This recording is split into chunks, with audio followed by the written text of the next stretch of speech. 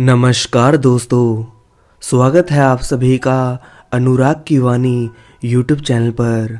अगर अभी तक आप सभी ने मेरे यूट्यूब चैनल को सब्सक्राइब नहीं किया है तो अभी के अभी नीचे दिए गए रेड कलर के सब्सक्राइब के बटन को दबाकर हमारे चैनल को सब्सक्राइब कर लो।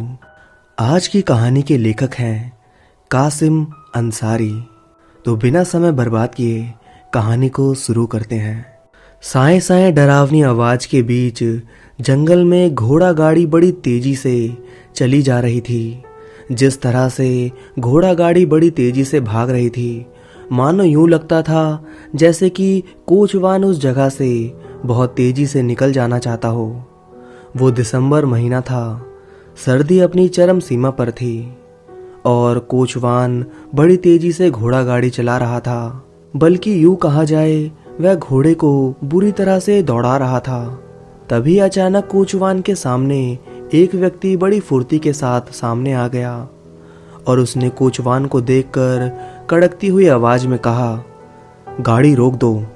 उस व्यक्ति का यह कहना ही था कि घोड़ा जो अभी बहुत तेजी से दौड़ रहा था अचानक रुक गया। घोड़ा बहुत तेजी से दौड़ रहा था। घोड़े के इस तरह अचानक रुकने से घोड़ा गाड़ी बुरी तरीके से डिसबैलेंस हो गई और कोचवान के हाथ से लगाम छूट गई और कोचवान तांगे से गिर गया और पीछे बैठी हुई एक जवान औरत भी सीट से उछलकर गिर गई। जैसे ही वह औरत गिरी, उसके हलक से एक चीख निकल गई और घोड़ा सरपट दौड़ता हुआ अंधेरे में कहीं गायब हो गया। यह सब कुछ इतना अचानक हुआ कि कोचवान को कुछ समझने का मौका ही नहीं मिला था। चारों तरफ घना अंधेरा था।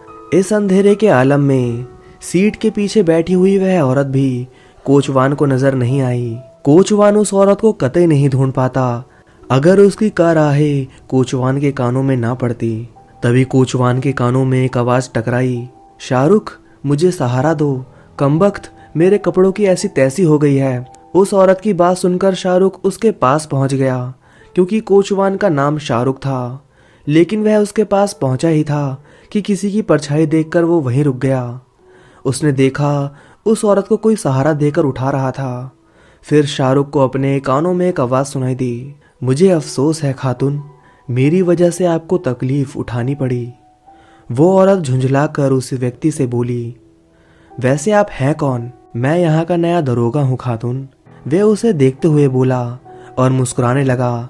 अंधेरे में उसके दांत मोतियों की तरह चमक रहे थे। उसकी आंखें भेड़ों की आंखों की तरह चमक रही थी। वह था तो एक मामूली शरीर वाला, लेकिन देखने में बहुत ही ज्यादा आकर्षित था। उसकी रंगत सुर्ख और सफेद थी। वो पेट पर हाथ बांधे हुए खड़ा था। तभी शाहरुख उस व्यक्ति के करीब आ गया। शाहरुख को देखकर वो दरोगा शाहरुख से बोला, तुम कौन हो और यह लड़की कौन है? मेरा नाम शाहरुख है जनाब, और मैं यहाँ के जागीरदार अल्ताफ खान का कोचवान हूँ और यह उनकी बहन है सुरैया बानो। वैसे बुरा मत मानना सुरैया, क्या मैं पूछ सकता हूँ कि इतनी रात को आप कहाँ से लौटी हैं? तभी ही शाहरुख बोला, आपको जो कुछ भी पूछना है दरोगा साहब मुझसे पूछिए। सुरैया बानो अपनी सहेली की शादी में गई थी, वहां से लौटने में थोड़ी देरी हो गई। हम बहुत देर से सफर कर रहे हैं, बहुत अफसोस हुआ जानकर। दरोगा अफसोस भरे लहजे में बोला, अगर आप चाहे तो यहाँ से थोड़े मील के फासले पर मेरी पुलिस चौकी है, मेरे साथ वहां चलें। मैं किसी न किसी सिपाही को दूसरी बग्घी भेजकर मंगवा दूंगा। 2 सिपाही भी आपके अमराह कर दूंगा। वह घंटे के अंदर आपको आपकी हवेली तक पहुंचा देंगे।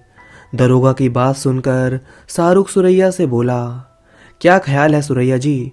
सुरैया शाहरुख को देखने लगी। ठीक है चलते हैं, वैसे भी घोड़ा भाग गया है। सुरैया के इकरार के बाद वे तीनों दक्षिण की ओर बढ़ने लगे। चलते चलते शाहरुख ने देखा जमीन बहुत नरम थी। पेड़ों के बीच से निकलने के बाद वह खुले आसमान के नीचे पहुंच गए। तेज हवाओं के झक्कड़ चल रहे थे, जिसकी वजह से सुरैया के बाल उड़ रहे थे। ऐसे में आंखें खुली भी रखना उसके लिए मुश्किल हो रहा था। फिर भी वह लोग जैसे तैसे थानेदार के साथ बढ़ते चले गए। हैरत की सीमा उस वक्त ना रही जब चौकी में सिवाय चटाई की कोई चीज नजर नहीं आई। छत से एक फानुस लटका हुआ था, जिसकी रोशनी बहुत ही ज्यादा धुंधली थी। दरोगा के अलावा और कोई पुलिस वाला वहां मौजूद ही नहीं था। यह देखकर सुरैया की हालत खराब हो गई। सुरैया ने दरोगा से आखिरकार पूछ लिया, दरोगा साहब, यह कैसी पुलिस चौकी है? यहाँ तो कोई नहीं है, जो देख रही हो वही सब है। दरोगा अपना डंडा दीवार से टिकाते हुए बोला, वह तो ठीक है, लेकिन आपके सिवाय दूसरा और कोई सिपाही भी तो नहीं है? शाहरुख ने सीधे सवाल दरोगा से किया। वह गसत पर गए होंगे, इंतजार करो, थानेदार शाहरुख की तरफ पीठ करते हुए बोला। सुरैया की आंखों में अब खौफ झलकने लगा। वह अपने कोचवान से कहने लगी, चलो शाहरुख, यहाँ से जल्दी चलो, मुझे एक अजीब सी वहशत सवार हो रही है। हाँ हाँ चलो सुरैया जी, चलते हैं। एक बात तो बताओ थानेदार साहब, मैंने आपको गांव में कभी नहीं देखा। हैरत है, आप इस उजाड़ और वीरान मकान पर पुलिस चौकी बनाए हुए हो। जो कुछ और पूछना है वह भी पूछ लो। शाहरुख, नाम क्या है आपका? मेरा नाम जानकर क्या करोगे? तुम देख नहीं रहे कि मैं यहाँ का दरोगा हूँ? शाहरुख ने झल्ला कर पूछा। ठीक है, आप यहाँ के दरोगा होंगे, लेकिन आपका कोई नाम तो होगा। शाहरुख को देखकर वह दरोगा मुस्कुराने लगा और मुस्कुराकर बोला, मेरा नाम करतार सिंह है। इस जवाब के साथ ही वह शाहरुख की तरफ देखने लगा। शाहरुख का दिल धक धक करके रह गया और सांस उसके सीने में घुट कर रह गई। यूं कहना मुनासिब होगा कि उसकी घिघी बंद गई। अब सुरैया की भी चीख चारों ओर गूंज रही थी। शाहरुख उस दरोगा को देखकर कोई ऐसे ही नहीं डर रहा था। वजह यह थी कि करतार सिंह जाबाज और मिलानसार व्यक्ति थे, जो अपनी बहन मंजीत कौर की मौत के 10वें दिन बाद गांव से अचानक गायब हो गया था। वह कहाँ गया, ना तो पुलिस उसकी खोज लगा सकी और ना ही जागीरदार उसे तलाश करने में कामयाब हो सके।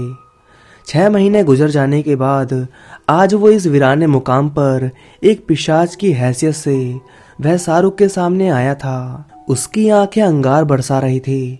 उसका चेहरा कभी हड्डियों में तो कभी आड़ मांस में बदल रहा था। याद करो शाहरुख, मैं तुम्हारे जागीरदार का नौकर था। मेरी बहन मंजीत कौर तुम्हारे गांव की सबसे हसीन लड़की थी। इस सुरैया बानो से भी बढ़कर हसीना थी। वो तेरे जागीरदार ने उसे रात के अंधेरे में अपहरण किया और उसकी इज्जत की धज्जियां उड़ा दी, फिर उसका कत्ल कर दिया। मैं घोड़े के तपों के निशानात पर हवेली पहुंचा। मेरी बहन खून से लथपथ पड़ी हुई थी। खून से सनी तलवार मेरे जमींदार के हाथ में थी।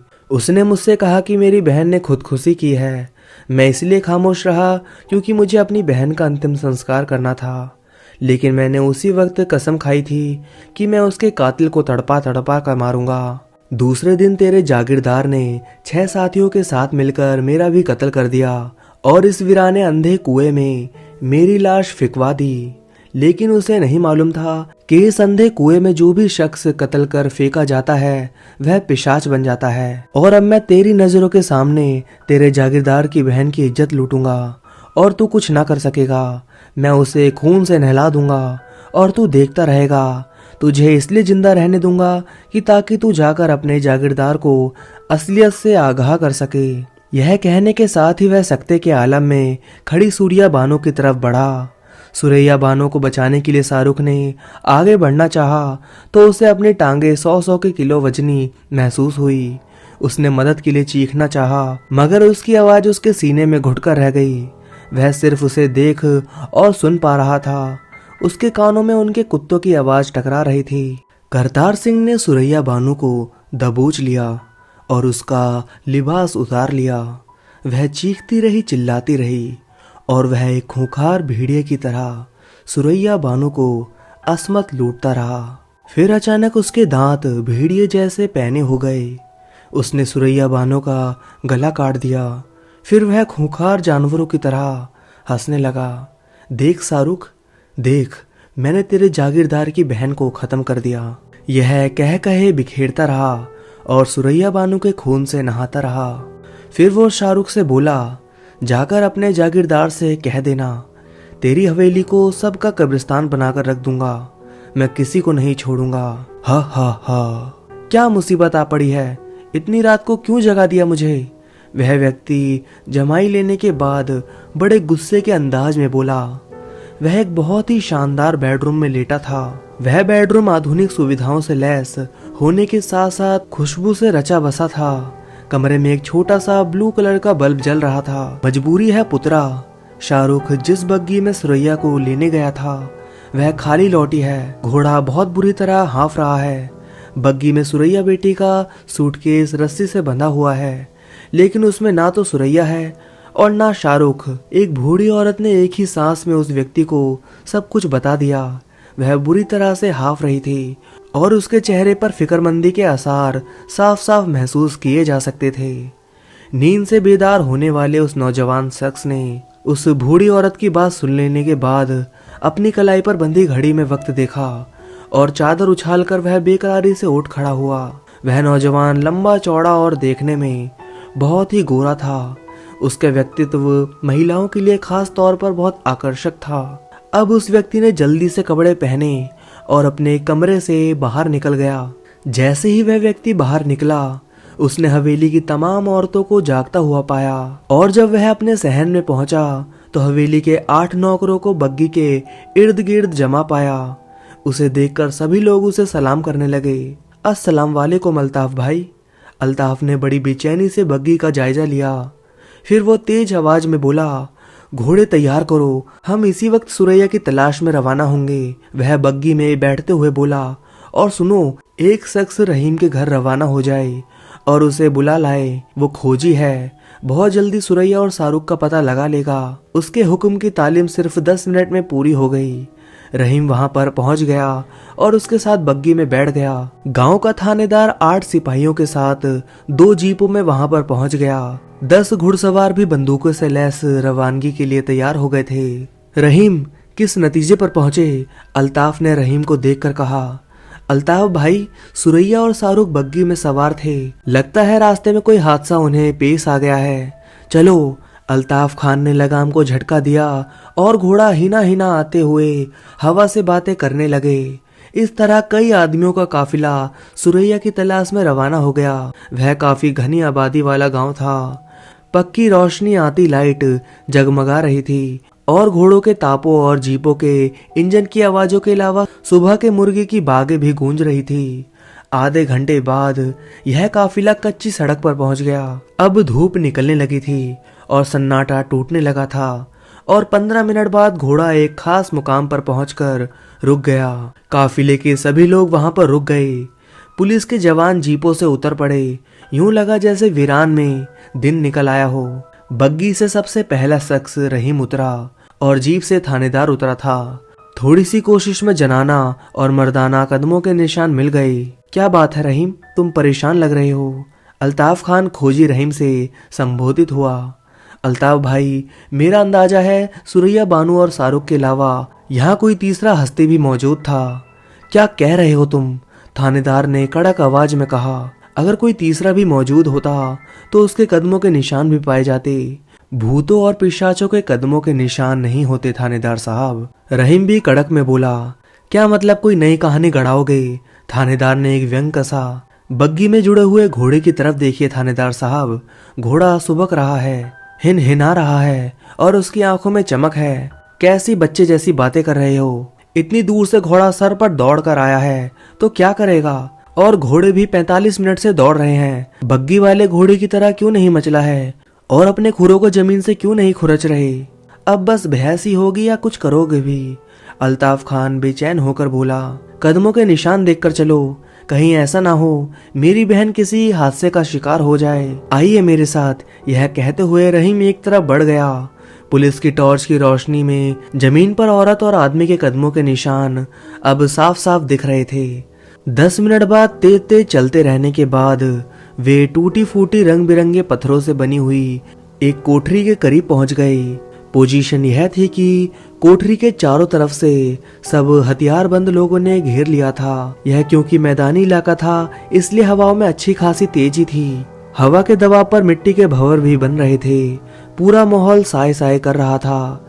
हर ओर से एक मनहूसियत बरस रही थी। ठहरिए थानेदार साहब। थानेदार को टूटे टूटे दरवाजे की तरफ बढ़ते देख रहीम बोला। क्यों, क्या हुआ? उधर अंधेरा है, अंदर मुझे देखना है कि अंदर क्या है। यह काम जागीरदार साहब खुद करेंगे। बहुत कुछ सोचने के बाद रहीम ने कहा। आखिरकार क्यों तुम मुझे रोक रहे हो? थानेदार अपने गुस्से को जब्त करते हुए बोला। इज्जत की बात है थानेदार साहब, कदमों के निशान इस रहस्यमय कोठरी पर खत्म हो जाते हैं। आप टॉर्च पकड़ें, आप अंदर का जायजा लें। जुमले का आखिरी हिस्सा उसने अल्ताफ खान को देखते हुए कहा। अल्ताफ खान की अजीब हालत हो गई थी। बाहर कितना तो उजाला हो चुका था कि सब एक दूसरे की शक्ल देख सकते थे। अल्ताफ खान ने थानेदार से टॉर्च ले ली और मायूसी की हालत में अंदर दाखिल हो गया। अंदर पहुंचते ही उसके होठों में से एक भयानक चीख निकल गई। चीख सुनते ही रहीम और थानेदार अंदर भागे भागे आए। टॉर्च की रोशनी में अंदर का मंजर देखते ही उनका जहन बुरी तरह से चकरा कर रह गया। उनके दिलों की धड़कन एक बार को रुक गई। सामने सुरैया का कटा हुआ सर उसके धड़ से अलग पड़ा हुआ था। उसके पूरे जिस्म का गोशत उखड़ा हुआ था। तमाम जिस्म की हड्डियां साफ साफ झलक रही थी। ऐसा लग रहा था जैसे किसी भेड़िए ने सुरैया के जिस्म को नोच नोच कर खा लिया हो। रहीम को यह सब देखकर इतना खतरनाक चक्कर आया कि वह वहीं पर दीवार के सहारे गिर पड़ा। उसने उजड़ी हुई लाश के अलावा और कुछ देखने की जरूरत ना समझी और लड़खड़ाते कदमों से बाहर की तरफ भागने लगा। क्या हुआ रहीम चाचा? जागीरदार साहब क्यों चिल्लाए? सभी लोगों का यही सवाल था, लेकिन वह हर एक के सवाल को नजरअंदाज करते हुए वो कोठरी की दीवार को पकड़ते पकड़ते पिछली तरफ निकल गए। सामने ही एक बहुत ही पुराना दरवाजा था जो बरसों से कायम था। कुएं पर नजर पड़ते ही उसे अतीत का एक वाकया याद आ गया। इस कुएं पर जिसमें अल्ताफ खान के हुक्म से करतार सिंह की लाश फेंकी गई थी, उसके दिलो दिमाग पर आंधियां चलने लगी, तूफान से उठने लगे। अभी वह अपनी हालत पर काबू भी हासिल नहीं कर सका था कि अचानक की उसने अंधे कुएं से काले धुएं की एक आंधी उठती देखी। अनोखे बदलाव ने उसे गूंगा बना दिया था। वो अपनी नजरों से उसको ताक रहा था। इसी के साथ वो आंधी उसके करीब पहुंचते ही गायब हो गई। अब की जगह बहुत लंबा चौड़ा भेड़िया सुलगती हुई आंखों से उसे देख रहा था। उसकी आंखें अंगारों की तरह थी। उसका मुंह खुला हुआ था और उसकी जुबान बाहर को निकली हुई थी। उसके सफेद दांत साफ साफ दिखाई दे रहे थे, जो कि बहुत ही ज्यादा धारदार थे।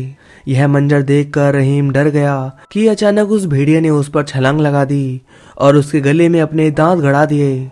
रहीम ने उसको अलग करने की बहुत कोशिश की, लेकिन उसकी तमाम कोशिश बेकार साबित हुई। यहाँ तक कि वह पीठ के बल गिर पड़ा और मर गया। दोनों जीप गांव में पहुंच गई। एक जीप में सुरैया बानो की लाश को डाल दिया गया था। उसके उजड़े हुए जिस्म को उसी लिबास में बांट दिया गया था। उसका कटा हुआ सिर भी उसी के पिंजर बने सीने पर रख दिया गया था और दूसरी जीप में बेसुध पड़ा हुआ शाहरुख को डाल दिया गया था। रहीम, रहीम, कहाँ गया रहीम? अल्ताफ खान ने दर्दनाक लहजे में रहीम को पुकारा। उसके चेहरे की तमाम सुर्खी अब गायब हो चुकी थी। जरा सी देर में उसकी तमाम खूबसूरती खत्म हो चुकी थी। धूल और मिट्टी ने उसकी हालत को अजीब बना दिया था। सरकार, रहीम इधर गया था। एक कारिंदे ने कोठरी की तरफ इशारा करते हुए कहा। जाओ उसे बुला लाओ। हौसला रखिए अल्ताफ भाई। थानेदार ने उसके कंधे पर हाथ रखा और बोला, क्या हौसला रखो थानेदार मेरी जवान बहने। इससे आगे अल्ताफ कुछ ना कह सका और उसकी आवाज रुंध गई। मुमकिन है कि वह दहाड़े मार मार कर रोने लगता। जागीरदार साहब, तभी कारिंदे की चीखें गूंजी जिसे रहीम को बुलाने के लिए भेजा गया था। रहीम, रहीम वहां पर मुर्दा पड़ा हुआ है। पहले ही वह सब दीवानों की तरह रो रहे थे। यह खबर सुनते ही वह पागलों की तरह दौड़ पड़े। उधर रहीम का उधड़ा हुआ गला देखकर अल्ताफ का सर घूम गया। उसे बुरी तरह से चक्कर आ गए। वह गिर गया। थानेदार ने फौरन ही आगे बढ़कर उसे संभाल लिया। थानेदार ने जब रहीम की लाश को देखा तो उसके मुंह से सिर्फ एक ही अल्फाज निकला, भेड़िया। इसके साथ ही उसने चारों तरफ नजर दौड़ाई और अपने सिपाहियों से बात किया, पूरे मैदान में फैल जाओ, कांटेदार झाड़ियों, बड़े बड़े पत्थरों और मकई के खेतों की अच्छी तरह से छान मारो। रहीम की जान किसी इंसान ने नहीं बल्कि भेड़िए ने ली है। हुक्म की देर थी कि सारे के सारे सिपाही मैदान के इलाके की तरफ दौड़ गए। तभी वह थानेदार अल्ताफ खान की तरफ आकर बोला, मसला हल होता नजर आ रहा है अल्ताफ भाई। इस इलाके में कोई आदमखोर भेड़िया अपने कदम जमा चुका है। मैंने रहीम की लाश के करीब पड़े खून के भेड़िया के पंजे के निशान देखे, मगर मैं तो कुछ और ही सोच रहा था। थोड़ी देर के लिए मान लिया जाए कि रहीम का कत्ल करने वाला कोई भेड़िया है, तो सवाल यह उठता है कि भेड़िया ने सुरैया को उजाड़ कर रख दिया था और शाहरुख को खरास तक नहीं आई। यह सवाल सुनने के बाद थानेदार खामोशी से अल्ताफ खान को देखने लगा। थोड़ी ही देर बाद सारे जंगल में यह खबर जंगल की आग की तरह फैल गई कि अल्ताफ खान की बहन का कत्ल हो गया है और यह कत्ल किसी इंसान ने नहीं बल्कि किसी पिशाच ने किया है। दोपहर की नमाज के बाद दोनों लाशों को दफना दिया गया और अल्ताफ खान की हवेली में माहौल बहुत ज्यादा गमगीन हो गया था। अल्ताफ खान रोता हुआ अपने कमरे में चला गया और वह रात भर सोता रहा। तभी एक पुलिस वाला अल्ताफ के कमरे में आ गया और वह अल्ताफ खान से मुखातिब होकर बोला, जागीरदार साहब, शाहरुख को पूरी तरह से होश आ गया है, लेकिन डॉक्टर के मुताबिक वह किसी किस्म का बयान देने के काबिल नहीं है। वह सिर्फ आपसे मिलना चाहता है। अल्ताफ ने उसकी बात का कोई जवाब नहीं दिया और ये सीधा अस्पताल की तरफ बढ़ गया। अल्ताफ ने देखा कि अब्दुल की ड्रॉप लगी हुई थी और एक नर्स उसके बेड के करीब बैठी हुई थी। वह इतनी खूबसूरत और आकर्षक थी कि एक नजर देखते ही अल्ताफ के अंदर का जानवर जाग उठा, लेकिन उसने फौरन खुद पर काबू पा लिया। क्या हाल है शाहरुख? वो कुर्सी पर बैठकर बोला। नर्स उसे देखकर पहले से ही कुर्सी खाली कर चुकी थी। शाहरुख ने अल्ताफ की आवाज सुनकर आंखें खोल दी। हौसला रखो शाहरुख। और वो नर्स से संबोधित हुआ। मैं कुछ देर इससे अकेले में बात करना चाहता हूँ। नर्स ये सुनते ही कमरे से बाहर चली गई। अल्ताफ ने सीधे एक ही सवाल पूछा, वह कौन था शाहरुख? सरकार, वह करतार सिंह था। नाम सुनते ही अल्ताफ के जहन में एक जोरदार धमाका हुआ। करतार सिंह? यह कैसे हो सकता है? वह तो मर चुका है। वह करतार सिंह ही था सरकार। थानेदार बनकर रास्ते में आ गया था। उसको देखते ही घोड़ा बिदक गया और हम दोनों का संतुलन कायम ना रह सका और हम बग्गी से गिर पड़े। एक सांस में शाहरुख ने सारा का सारा वाक्य सुना दिया। आपकी बहन की इज्जत लूटने और कत्ल करने के बाद वह बहुत देर तक उसके खून से नहाता रहा। जैसे जैसे शाहरुख बता रहा था और अल्ताफ के चेहरे पर खौफ और बढ़ता जा रहा था। अल्ताफ भाई, उसने चेतावनी दी है कि वह आपके खानदान को तबाह और बर्बाद कर देगा। ठीक है शाहरुख, पुलिस जब तुम्हारा बयान लेने आए तो तुम सिर्फ करतार सिंह का नाम लेना, लेकिन अल्ताफ भाई, करतार सिंह की मौत में जो जो लोग शामिल थे, करतार सिंह अब पिशाच बन चुका है। वह किसी को नहीं छोड़ेगा। मुझे लगता है कि अब मेरी बारी है। शाहरुख के चेहरे पर खौफ और डर साफ साफ झलक रहा था। तुम फिक्र मत करो शाहरुख। यह कहकर अल्ताफ बाहर निकल आया। जैसे ही अल्ताफ बाहर निकला, थानेदार ने अल्ताफ को बाहर रोक लिया। क्या हुआ जागीरदार साहब? शाहरुख ने कुछ बताया? कुछ नहीं थानेदार साहब, वह सुबह तक बयान देने के काबिल हो जाएगा और जब तक वह इस हॉस्पिटल में है उसकी हिफाजत की जिम्मेदारी आपकी है। वह तो है जागीरदार साहब, मेरे 4 सिपाही यहाँ मौजूद रहेंगे, लेकिन आपको शाहरुख ने कुछ तो बताया होगा। हाँ बताया है। आपको याद होगा 6 महीने पहले मेरे गांव में एक जाबाज नौजवान करतार सिंह अचानक गायब हो गया था। हाँ याद है। उसकी तलाश में हमने गांव का चप्पा चप्पा छान मारा, मगर वह आज तक नहीं मिला। हाँ वही करतार सिंह, उसी ने मेरी बहन और रहीम को मारा है। यह क्या कह रहे हो आप? यह मैं नहीं, मेरा कोचवान शाहरुख कह रहा है। उसका कहना है कि करतार सिंह पिशाच बन चुका है, वही खूनी भेड़िया है। कहने के साथ साथ अल्ताफ सीधा बाहर निकल गया। रात का सन्नाटा चारों तरफ फैला हुआ था और शाहरुख हॉस्पिटल में बेचैनी से करवटें बदल रहा था। उसे नींद नहीं आ रही थी। उसकी आंखों में अभी भी वह भयानक मंजर दौड़ रहा था कि किस तरह से उस पिशाच ने सुरैया बानो को बुरी तरह से मार डाला था। तभी उसकी नजर दरवाजे पर पड़ी। शाहरुख ने देखा दरवाजे पर एक नर्स खड़ी थी। वो उसको पहचानता था। वो नर्स से बोला, क्या बात है? आपकी बोतल खत्म होने वाली है, मैं नई बोतल चढ़ाने आई हूँ। यह कहकर शाहरुख के पास आ गई। शाहरुख ने अपनी बोतल की तरफ देखा तो वह अभी भी पूरी भरी हुई थी। यह क्या कर रही हो तुम? बोतल तो अभी भी पूरी तरह से भरी हुई है। शाहरुख का यह कहना ही था कि अचानक से नर्स उसे देखकर बुरी तरह से हंसने लगी। तुम्हारा वक्त आ गया है शाहरुख, अब तुम्हारे मरने की बारी है। नर्स का इतना कहना ही था कि शाहरुख ने देखा नर्स की शक्ल अचानक तब्दील होने लगी। अब उसके बाल और ज्यादा लंबे हो गए और उसका चेहरा और ज्यादा भयानक हो गया। उसके खूबसूरत दांतों की जगह अब वहां पर बड़े बड़े भेड़ियों जैसे दांत आ गए। शाहरुख इससे पहले कुछ बोल पाता, शाहरुख की आंखों के सामने देखते ही देखते वह नर्स भेड़िया बन चुकी थी और उसने शाहरुख को बुरी तरह से दबोच लिया और मिनटों में चीड़ फाड़ डाला। उसके चीखने की आवाज पूरे हॉस्पिटल में गूंज गई। उसकी आवाज दिल दहला देने वाली थी। उसकी आवाज सुनकर बाहर जो पुलिस वाले और थानेदार जो मौजूद थे वह भागे भागे आए। उन्होंने देखा कि एक भेड़िया शाहरुख को खा रहा था। तभी थानेदार ने उसके ऊपर एक फायर कर दिया और भेड़िया भाग गया। थानेदार ने अपने सभी पुलिस वालों से यह कहा, चलो इस भेड़िया का पीछा करो, देखे शाहरुख जिंदा है कि नहीं। पुलिस वालों ने जब शाहरुख को देखा तो कहने लगे, इसके बदन के तो चिथड़े चिथड़े हो गए हैं साहब। थानेदार पुलिस वालों को देखते हुए बोला, यह मर चुका है। अब इससे पहले वह भेड़िया किसी और को मारे, हमें उसका पीछा करना है। उन सब लोगों ने अपनी जीपें गांव की तरफ दौड़ा दी। वह भेड़िया गांव की तरफ ही गया है। इससे पहले कि वह गांव में किसी और की जान ले, हमें उसे पकड़ना होगा। थानेदार देखा वह भेड़िया जागीरदार की हवेली की तरफ जा रहा था और वह जागीरदार की हवेली की तरफ जाकर अचानक गायब हो गया। अल्ताफ अपनी हवेली के बाहर ही टहल रहा था। वह उन पुलिस वालों को देखकर चौंक गया। क्या हुआ थानेदार साहब? शाहरुख मर चुका है और उसकी जान एक भेड़िया ने ले ली है। मैंने देखा कि वह भेड़िया तुम्हारी हवेली की तरफ भागा है। लेकिन आपने तो कहा था थानेदार साहब कि आपने मेरी हवेली की चारों तरफ पक्का पहरा लगा रखा है। हाँ, वह तो सही है, लेकिन फिर भी हमें तलाशी लेनी होगी, पर आपको हमारा साथ देना होगा। कहीं ऐसा ना हो वह फिर से आपके घर के किसी शख्स की जान ले ले। आप समझे नहीं थानेदार साहब, वह भेड़िया और कोई नहीं बल्कि वह करतार सिंह ही है, जो अब पिशाच बन चुका है। यह कहकर अल्ताफ अपनी हवेली के अंदर की तरफ भागा। अल्ताफ के कानों में एक चीख सुनाई दी। वह चीख किसी और की नहीं बल्कि उसकी दूसरी बहन की थी। अल्ताफ ने जैसे ही दरवाजा खोला, अल्ताफ ने देखा कि उसकी बहन खून से लथपथ मुद्रा में पड़ी हुई थी और भेड़िया उसकी लाश को खा रहा था। अचानक देखते ही देखते भेड़िया उसकी नजरों के सामने करतार सिंह में बदल गया। अब तेरी बारी है जागीरदार, तेरी दोनों बहनों को मैं मार चुका हूँ, अब तू मरेगा। इतने में थानेदार अल्ताफ के करीब आ गया और उसने अपनी पिस्तौल की सारी गोलियां उस भेड़िए के ऊपर खाली कर दी।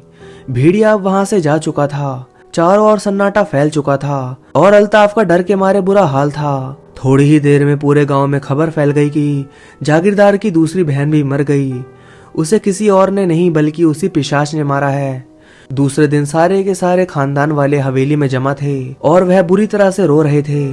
तभी उसमें से एक औरत रोते हुए बोली, अल्ताफ, तेरे बुरे कर्मों का नतीजा तेरी बहनों ने भुगता है। ना तू बुरे काम करता और ना आज हमें यह दिन देखने को मिलता। अल्ताफ भी रो रहा था। उसे उसके किए की सजा उसके जुर्म से कहीं ज्यादा मिल चुकी थी। तभी उस भीड़ में से एक नूरानी शख्स निकलकर सामने आए और वह अल्ताफ से कहने लगे, तेरे कर्म ऐसे हैं अल्ताफ कि तेरी मदद करने को जी नहीं चाहता, लेकिन क्या करे, तेरी दोनों बहनें बुरी तरह से मारी जा चुकी हैं। तू अपनी दोनों बहनों को बहुत ज्यादा मोहब्बत करता था, तेरे लिए यही बहुत बड़ी सजा है। फिर उस नूरानी शख्स ने अल्ताफ से पूछा, सारे के सारे हालात बताओ। अल्ताफ ने एक एक करके सारे हालात बता दिए। फिर वह नूरानी शख्स ने थानेदार से कहा, अच्छा खासा बहुत सारा पेट्रोल मंगवाओ, हमें अभी एक कुएं की तरफ चलना है। थोड़ी ही देर बाद सारा गांव उस कुएं की तरफ इकट्ठा था और अल्ताफ नजरें झुकाए हुए खड़ा था। फिर उस नूरानी शख्स ने कहा, कुएं में पेट्रोल छिड़क दो। थानेदार ने उस कुएं के अंदर और उस कुएं के चारों तरफ पेट्रोल छिड़क दिया। फिर उन्होंने एक शख्स से कहा कि इस कुएं में आग लगा दो। जैसे ही उस कुएं में आग लगाई गई, चीखों की आवाज सारी फिजा में बुलंद हो गई। सभी गांव वालों ने देखा कि गांव के अंदर से धुआं निकला और वह धुआं एक जीता जागता हाड़ मांस में तब्दील हो गया। सभी गांव वालों ने अपनी आंखों से देखा, वह और कोई नहीं बल्कि करतार सिंह था और वह गांव वालों की आंखों के सामने देखते ही देखते बहुत खतरनाक पिशाच बन गया और वह बुरी तरह से जलने लगा और चीखने लगा। थोड़ी देर बाद सन्नाटा छा गया। अब वहां कुछ नहीं था। फिर नूरानी शख्स ने अल्ताफ की तरफ देखकर कहा, तेरे बुरे कर्मों की सजा तेरी बहनों को मिली और तू इस हवेली का अकेला सहारा है और अपने परिवार का भी, इसलिए मैंने तेरी मदद की। अगर कोई और होता तो मैं खुद उसे जान से मार देता। मैं सब सच्चाई जानता हूँ कि तू किस कदर गुनाहों में मुब्तला है, मगर अल्लाह बहुत बड़ा है, बड़े बड़े गुनाहों को माफ कर देता है। सच्चे दिल से अल्लाह से माफी मांग, हो सकता है अल्लाह तेरे गुनाहों को माफ कर दे। तो दोस्तों, कहानी बस यहीं तक थी। आपको इस कहानी से क्या सीख मिलती है कमेंट करके जरूर बताइए, और कहानी अच्छी लगी हो तो इस वीडियो को लाइक करिए और हमारे चैनल को सब्सक्राइब करिए। तो मैं आप सभी से मिलता हूँ कल रात 8 बजे। तब तक के लिए धन्यवाद दोस्तों।